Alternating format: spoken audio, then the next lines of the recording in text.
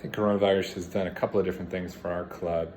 I think everybody would wish that this didn't happen at all, but unfortunately it is. So, I'm a big believer in understanding how you deal with the problems, the issues, trials, and tribulations that come your way, and figure out how you can pull everybody around you to help you through it, both at home and at work.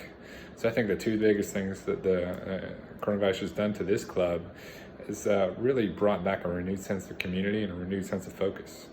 When I say community, I mean the membership and the staff. In the membership, I've heard from a ton of you, an absolute ton of you, in a lot of different ways and a lot of different comments from, just general feedback, both good, positive, as well as constructive, and what we can do better. But also helping me out, sending me links for legislation, sending me ideas for what other people are doing, and really just offering a helping hand from your own personal expertise, your own personal job history, and how you can help me and how you can help this club through this very difficult time.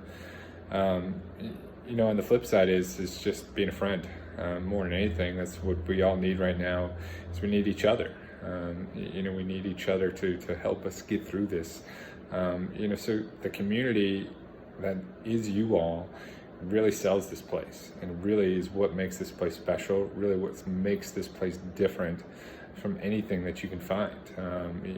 The membership bond and the closeness that this club has is pretty incredible. It's pretty incredible to see. So if anything, it really gives me a unique new angle when I'm talking about the club when we're on the other side of this, and how this club, this membership, has really come together to support the club, support the staff, and really help us get through this in the best way possible. I'm really truly thankful for you all. From a staff perspective, I couldn't be more proud of the team.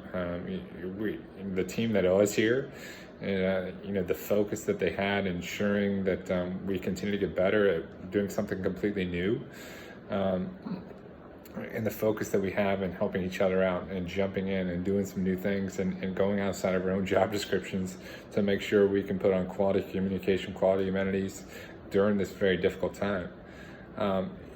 And to tie all that together for me, that focus, the energy, and to really making sure that I'm thinking about big picture, thinking about long term for you all, for this club, and how we're going to come through this all together.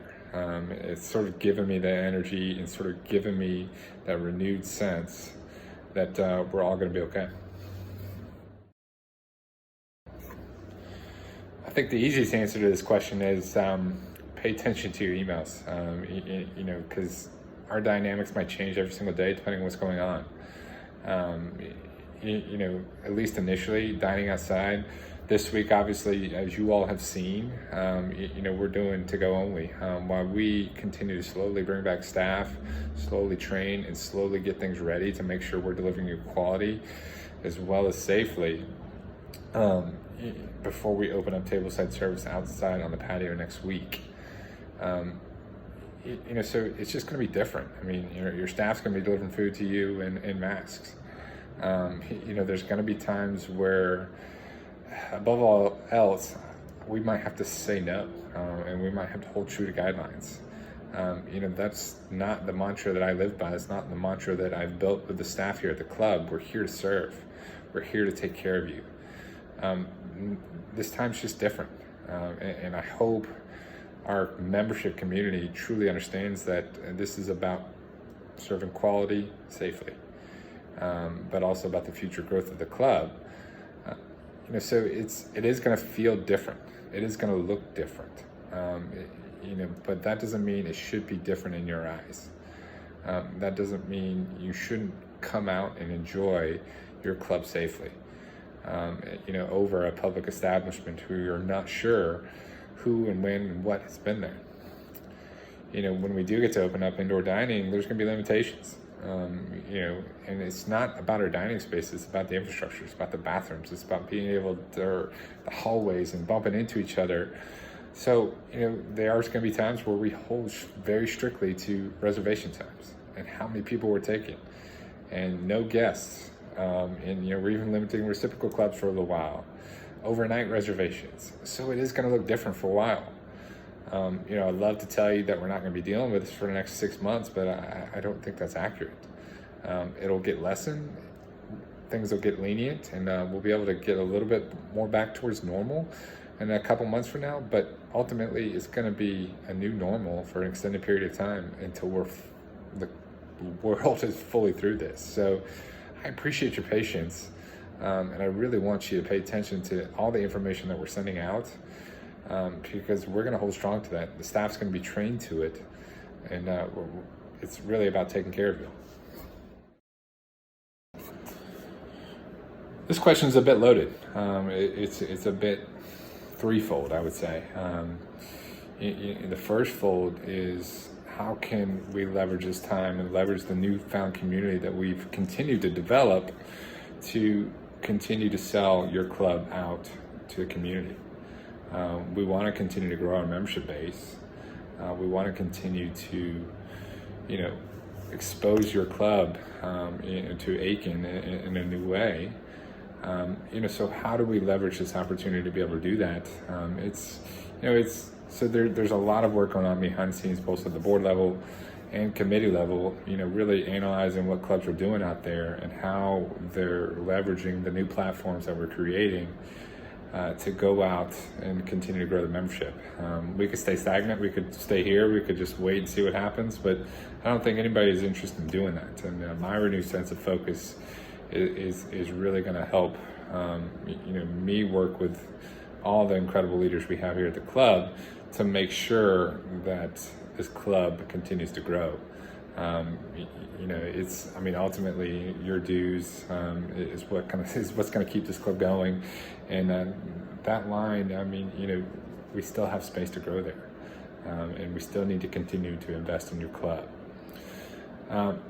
Second is continuing to plan for what month 2 might look like after we reopen. Month 1 is going to be very stringent, very strict, but understanding what month 2 and phase 2 might look like and how we can continue to relax things, how we can program, and how we can, keep you using your club while still keeping you safe is going to be an important step, an important part of the planning process. Also, from a fiscal standpoint, how do we map that out, and how do we plan for that, and how do we plan for a reduced business, no banquets, and a couple of different things that is going to impact us for the next 6 months. So that answer is kind of a little bit twofold there.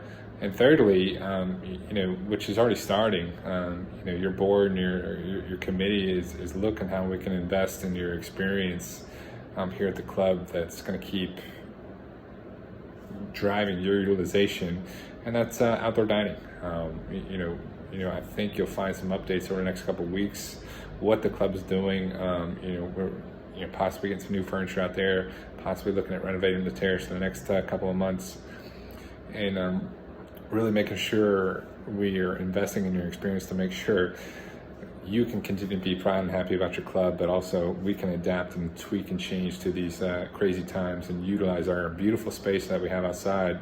That's also going to keep you safe with ultraviolet rays, and making sure we're keeping everything clean and sanitary out there with UV light coming in.